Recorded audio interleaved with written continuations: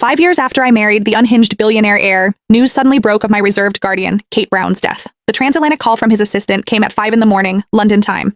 Miss Fiona, Mr. Kate Brown has passed away. The Brown family is in chaos, and only you can return to take charge. It had been so long since I'd heard that name. I froze for a moment.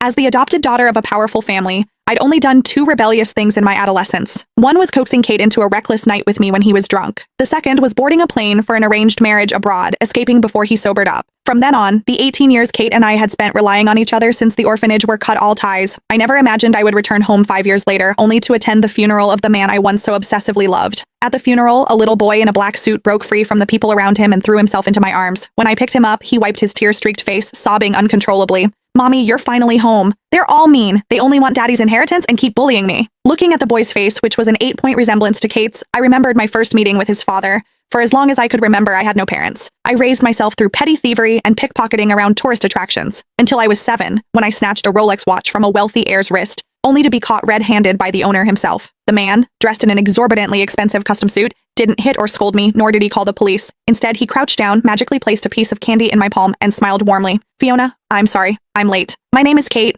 I was an old acquaintance of your parents. From now on, I will be your guardian, your uncle, and take care of you for the rest of your life." He kept his word.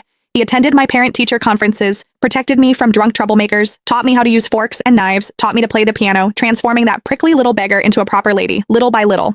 But I was too greedy, not content with just being his niece, wishing to forever monopolize all of Kate's kindness. I planned to confess that one reckless night we shared on his birthday. I even decided that if he didn't agree, I'd throw a tantrum, just like when I was little and wanted candy, crying and making a scene until he finally said yes. But before I could even open my mouth, I heard him publicly announce his strategic engagement to Audrey Benjamin at a family dinner. Everyone in the family nervously stared at me, afraid I'd overturn the dining table on the spot. But this time, I merely presented a velvet box. The box opened to reveal a pair of natural pink diamonds, perfectly cut and dazzling under the lights. My adoptive mother, Sarah, paused, about to say something. "Fiona, these diamonds are worth $200 million. Weren't you planning to make them into a wedding ring?" I smiled gracefully, my tone sincere. "They were always meant for Kate. They'll make a perfect engagement gift." At my words, Kate suddenly felt an inexplicable awkwardness. His tone was half warning, half coaxing. "Fiona, when you were younger, I indulged you when you made a fuss. But from now on, if you cause any more trouble, I won't go easy on you." I secretly clenched my fists, raising a smile. "You're right.